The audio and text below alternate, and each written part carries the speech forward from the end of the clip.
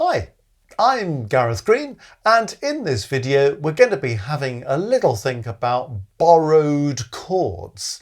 You know, which are the chords that you might want to borrow, which ones are going to be the most effective, how might you actually go about using them, just to empower a bit of confidence. So first of all, let's just be clear about what do we mean by borrowing a chord? I mean, how do you borrow a chord? It's not like going to a library, is it, and borrowing a chord.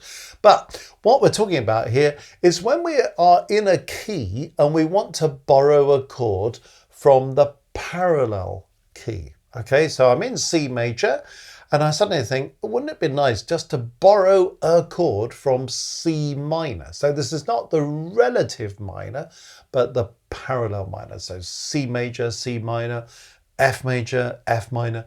These are parallel keys. And sometimes it's a very effective thing to do if you want to just add a bit of color to some harmony, you know, whether you're improvising something at the keyboard maybe, or writing something or arranging something.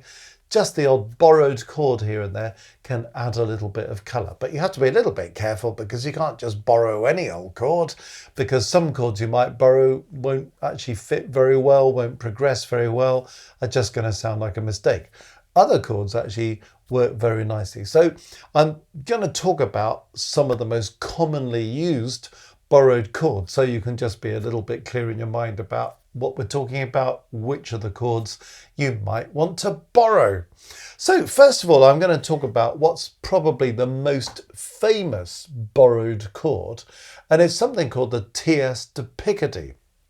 Now, this happens when you are in a minor key and you borrow the tonic chord from the parallel major key. Okay, so my example here is in 3 flats, we're in C minor, and I'm going to borrow the tonic chord from C major. And it is often the case when you have a Tierce de picardie that it's the last chord of a piece of music. It doesn't have to be. It's most often the very last chord of the piece. You know, you've been in a minor key all your life and suddenly you want to finish on a kind of slightly brighter, more optimistic major chord. It works very well.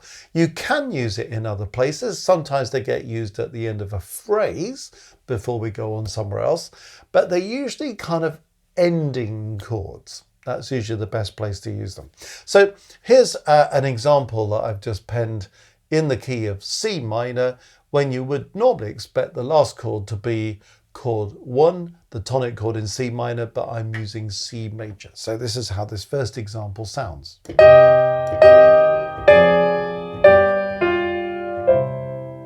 Okay, so you hear you're in the key of C minor, chord 1 in first inversion, 2/7 in first inversion, 5, and I'm expecting 1 in C minor. But instead of that, I put E natural in the alto.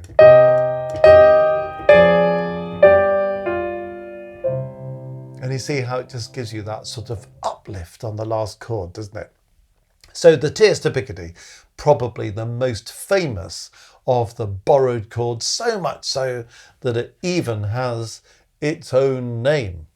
Okay, well, what about other possibilities of borrowing things or chromatically altering chords, which is the other thing that we're just trying to cover this a little bit here.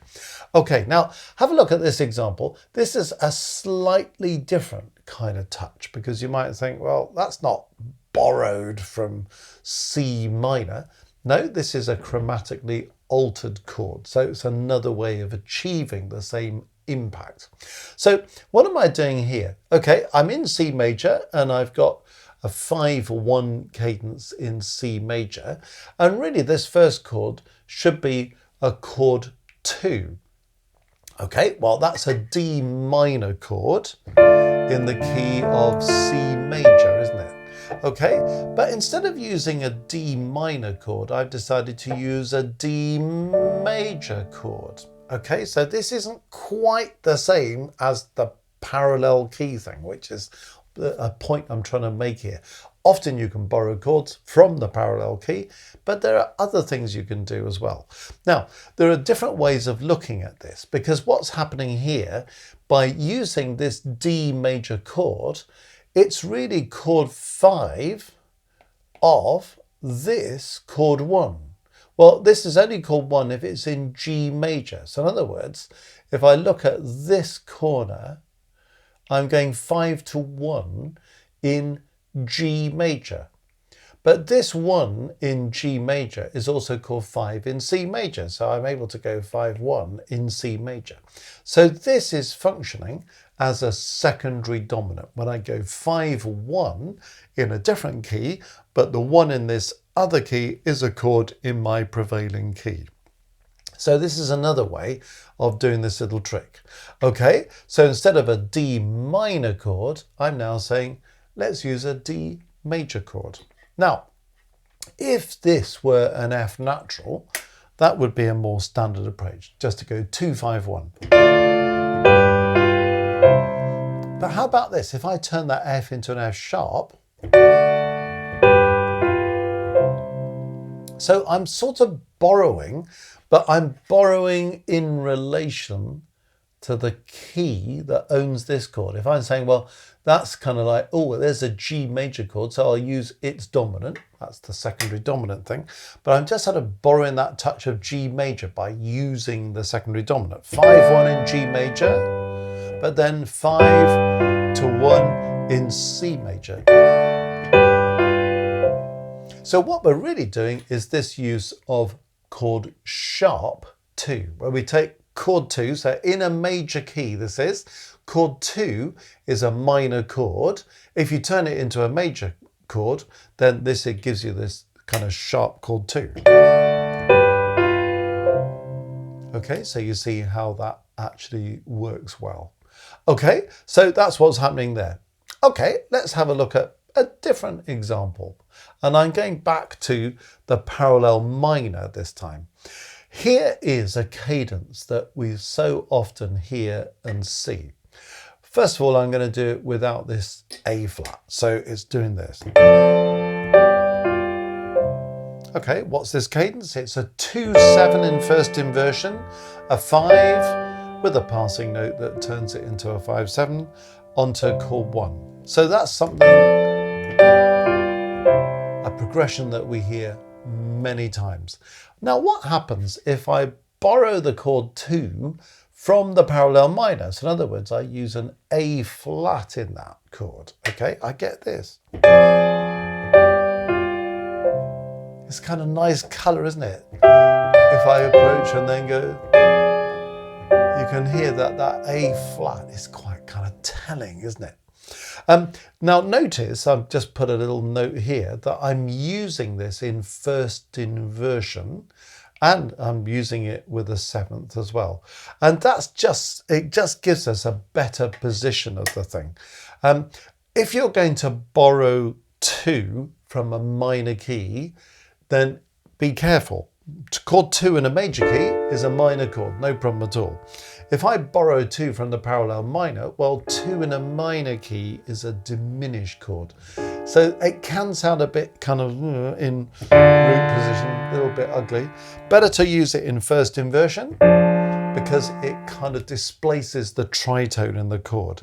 So if you use it in first inversion, it's always going to be better.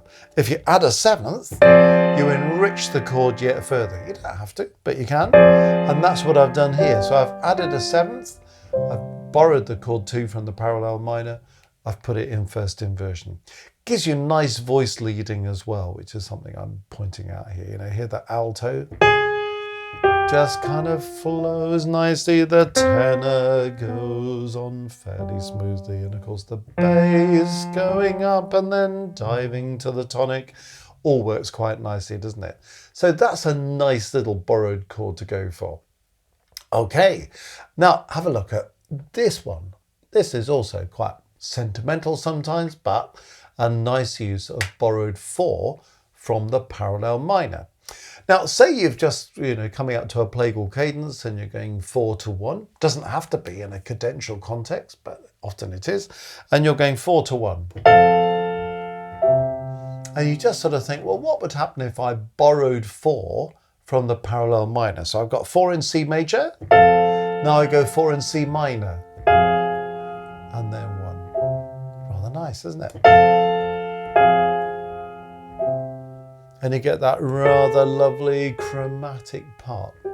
And you feel that major chord, then the minorization of it just changes its colour before we come to the brighter tonic chord again.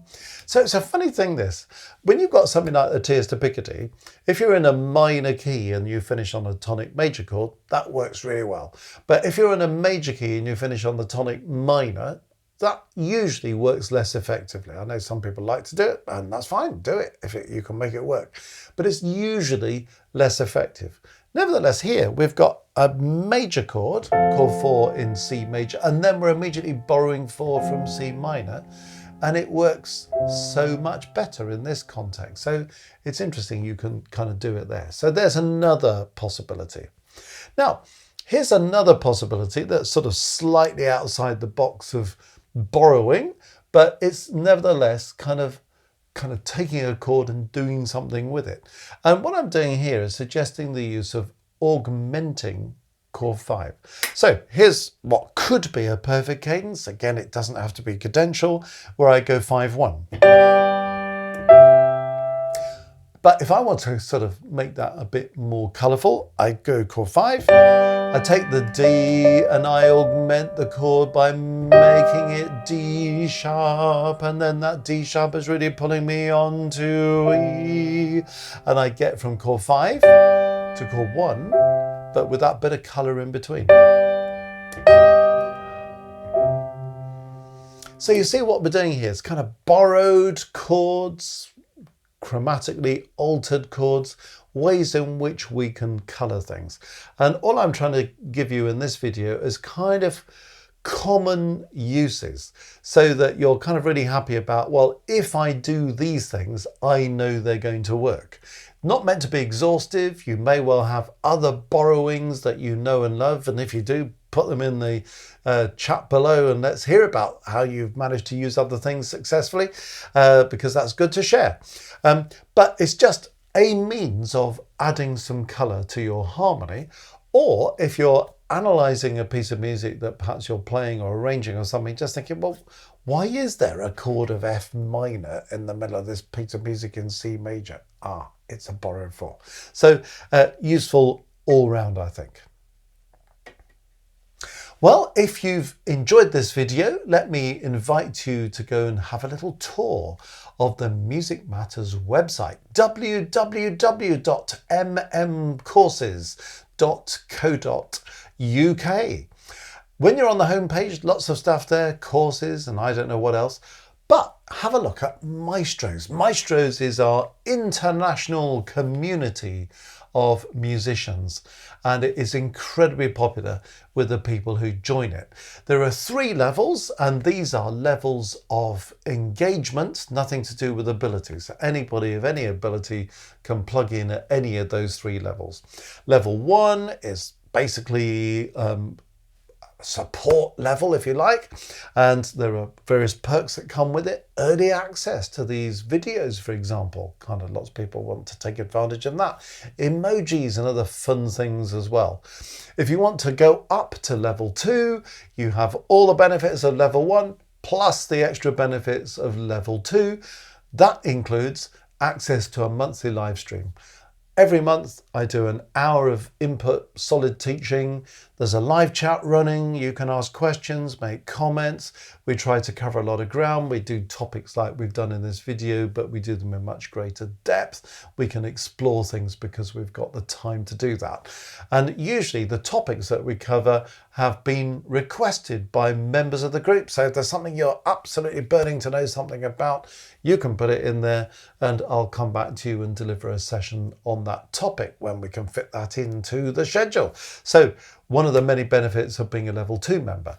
If you want to budge up to level 3, of course you have all the benefits of level 1 and level 2. You have discounts available to you on our courses. Plus, you get a second live stream every month. And in that live stream, things are much more individually tailored. So you can send in your own composition or your own recorded performance or your own harmony exercise or your own arrangement of something. And I'll give you one-to-one feedback. We share the scores and any MP3 files with other people in the group so we can all learn from each other.